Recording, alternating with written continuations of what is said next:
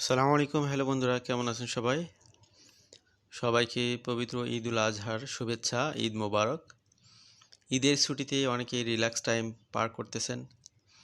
বিভিন্ন ব্যস্ততার ফাঁকে মোবাইলটা হাতে নিয়ে কিংবা ল্যাপটপে বসে তথ্যগুলোকে আপডেট যে সর্বশেষ আপডেট দেওয়ার জন্য আপনাদেরকে আজকের আলোচনাটি উপহার দেয়া।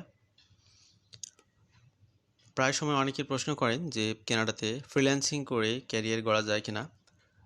কানাডাতে ফ্রিল্যান্সিং সিস্টেম বা ফ্রিল্যান্সারদের জন্য স্পেসিফিক তেমন প্রোগ্রাম নেই, তবে এখানে স্বীকৃতির একটা বিষয় আছে।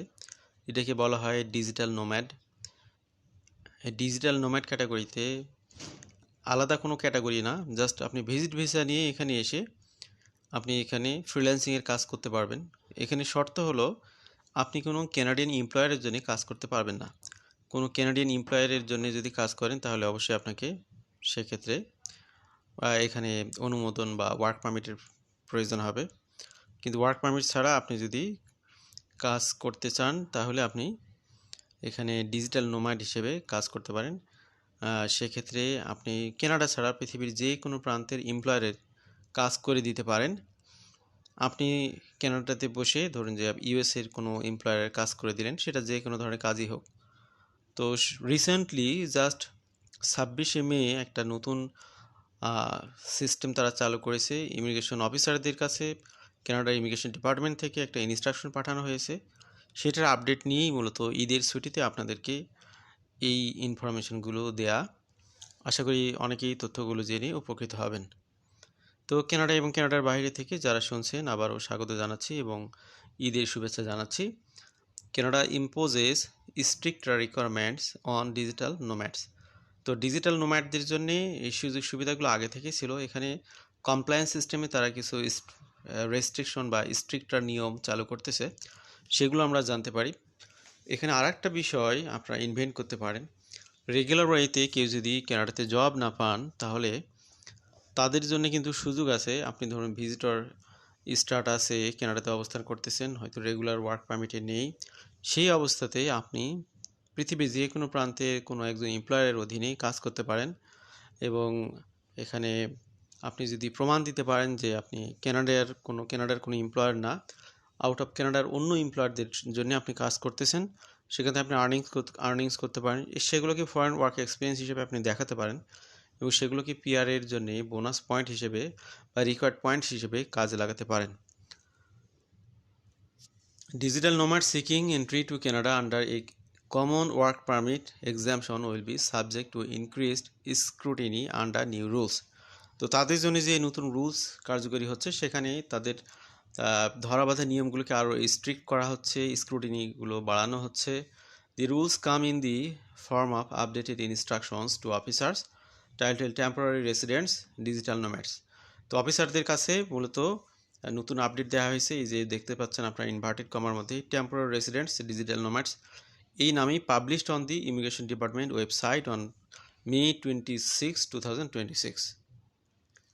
এখানে কি বলতেছে তারা, আগের মানে লাস্ট যে পরিবর্তনটা আনলো তার আগে কি হতো, ইমিগ্রেশন অফিসার যারা তাদেরকে অনেক অ্যাডিশনাল ডকুমেন্টের রিকোয়ারমেন্ট খোঁজ নিতে হতো না। এখন কিন্তু অ্যাডিশনাল ডকুমেন্ট তারা খোঁজ খবর নেবে। Additional documents is not required prior to this change from digital nomads versus run-of-the-mill visitors to Canada. The updated instructions to officers specify that digital nomads now must provide sufficient demonstration to demonstrate that their income is earned entirely outside Canada and that they will working remotely for a foreign employer, or if self-employed that they will be providing services exclusively to clients outside Canada. এখানে একটা বিষয়কেই নানাভাবে বোঝানোর চেষ্টা করা হয়েছে, সেটা হলো digital নোম্যাডদের যেহেতু এখানে লিগাল কোনো ওয়ার্ক পারমিট থাকে না, তারা ভিজিটর ভিসায় এসেই কানাডাতে অবস্থান করে তারা কাজ করেন। সেক্ষেত্রে এখানে বলা হচ্ছে যে তারা কোনো কানাডা এমপ্লয়ারের জন্য কাজ করতে পারবেন, সেটা অনলাইন হোক অফলাইন হোক যেটাই হোক না কেন। এই জায়গাতে সে যে অ্যাকচুয়ালি কোনো কানাডিয়ান এমপ্লয়ারের অধীনে কাজ করতেছে না সেটার প্রমাণাদি এখানে দিতে হবে। কিভাবে প্রমাণাদি দিবেন, আপনি ধরুন যে ফুল টাইম জব করেন বা আপনি লাস্ট 24 আওয়ার কোথায় কাটিয়েছেন, সেখানে আপনি হয়তো বা দিলেন 12 ঘন্টা আপনি কাজ করেছেন, সেই 12 ঘন্টার কাজের ফিরিস্তি বা তথ্য যদি আপনি দিতে পারেন যে হ্যাঁ আমি আফগানিস্তানের একজন এমপ্লয়ারের অধীনে কাজ করেছি, এমপ্লয়ারের জন্য কাজ করেছি, ইন্ডিয়ার একজন এমপ্লয়ারের জন্য কাজ করেছি, ইউএসের একজন এমপ্লয়ারের জন্য কাজ করেছি, এই বিষয়গুলো আপনি যদি তুলে ধরতে পারেন প্রমাণাদি দিয়ে, তাহলেই বোঝা যাবে যে হ্যাঁ আপনি কানাডার কোনো এমপ্লয়ারের জন্য কাজ করেননি, অন্য আউট অফ কানাডার যে কোনো এমপ্লয়ারের অধীনে কাজ করেছেন বা এমপ্লয়ারের জন্য কাজ করেছেন ফ্রিল্যান্সিং সিস্টেমে। সেক্ষেত্রে আপনি এখানে পার পেয়ে যেতে পারেন এই প্রক্রিয়ার মাধ্যমে। মূলত এখানে আপনাদেরকে তথ্যাদি এবং প্রমাণাদি এখানে সরবরাহ করতে হবে।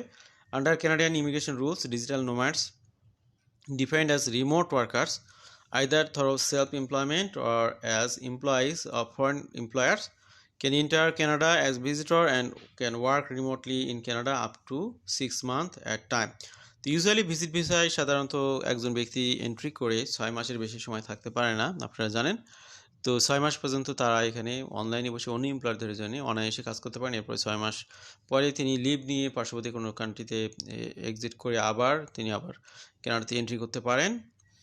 এইভাবেই তারা তাদের স্ট্যাটাসকে কন্টিনিউ করতে পারেন। কেউ যদি বিশেষ কারণে থেকে যেতে হয় তাহলে তার ভিজিটর রেকর্ড লাগবে অথরাইজ স্টের জন্য। Working in Canada in this way does not require a work permit as the digital nomad is not considered to be entering the Canadian labor market provided that their employer and or clients have no financial ties to Canada. The updated instructions contain several other details not included in the earlier version, which clarify certain points for officers assessing entry. If a digital nomad wishes to remain in Canada longer than the period of stay for which they were initially authorized, they should apply for a visitor record. ধরুন যে আপনার visa আছে 5 বছরের, কিন্তু 6 মাসের বেশি আপনি stay করতে পারবেন না লিগালি। তো আপনি এখানে যদি 6 মাসের বেশি স্টে করতে হয় তাহলে ভিজিটর রেকর্ডটা আপনার নিতে হবে। A digital nomad must satisfy the officer assessing their application that they will not enter the Canadian labor market.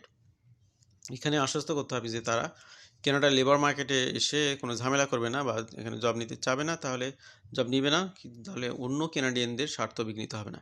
তবে ফর্মাল ওয়েতে তিনি যদি এলএমআই প্রসেস সহ জব নেন সেটা দোষের কিছু না, কিন্তু ওয়ার্ক পারমিট ছাড়া তিনি এখানে এমপ্লয়ের অধীনে জব করার জন্যে তার সুযোগ নেই। সে ধরনের অ্যাটেম্প যেন তিনি না করেন তার প্রমাণাদি এখানে দিতে হবে।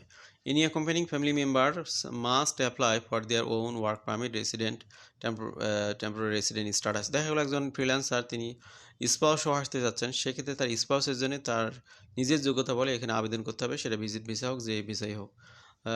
একই সাথে একজনের রেফারেন্সে আর একজন এখানে আসতে পারতেছে না। এই ডিজিটাল নোম্যাড অর্থাৎ ওয়ার্ক পারমিটের সুযোগ পাবে না আর কি, এটাই।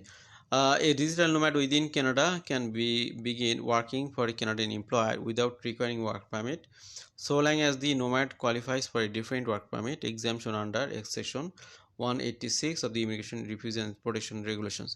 যে সমস্ত কাজে এক্সামশন মানে এক্সেপশনাল যেগুলোতে এক্সামশন রয়েছে ওয়ার্ক পারমিটে, সেগুলোতে মূলত ডিজিটাল নোম্যাডরা কাজ করতে পারবে, সেক্ষেত্রে সমস্যা হবে না। Digital nomad must meet Canadian general entry requirements applicable to all temporary residents, including demonstrating their ability to support themselves financially while in Canada, satisfying the officer that they will leave Canada at the end of their authorized period of stay, and not being inadmissible to Canada for medical reason or on account of criminal history.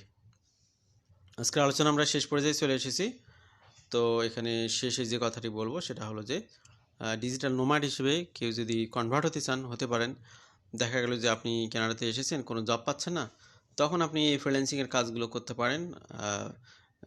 Even যেহেতু আপনার এখানে সুযোগ নেই, আপনার যেহেতু permit নেই। এখানে আরেকটা কথা খোলসা করি নিজের ধারণা থেকে, সেটা হলো যে অনেক সময় স্পাউজাল ওপেন ওয়ার্ক পারমিট নিয়ে আসেন অনেকে। ওপেন ওয়ার্ক পারমিট থাকে কিন্তু কাজ খুঁজে পান না। স্টুডেন্টদেরও অনেক সময় দেখা গেল যে তারা ওয়ার্ক পারমিট আছে কিন্তু কাজ খুঁজে পাচ্ছে না, সেক্ষেত্রে তারা কিন্তু আবার পারমিট যেহেতু তাদের আছে, সুতরাং তাদের কিন্তু ইনসাইড কানাডাতে এমপ্লয়ারদের জন্যও কাজ করতে পারেন, আউটসাইড কানাডার এমপ্লয়ারদের জন্যও কাজ করতে পারেন, দুই জায়গাতেই কাজ করতে পারেন, দুই জায়গার এক্সপিরিয়েন্সকে তারা এখানে দেখাতে পারেন।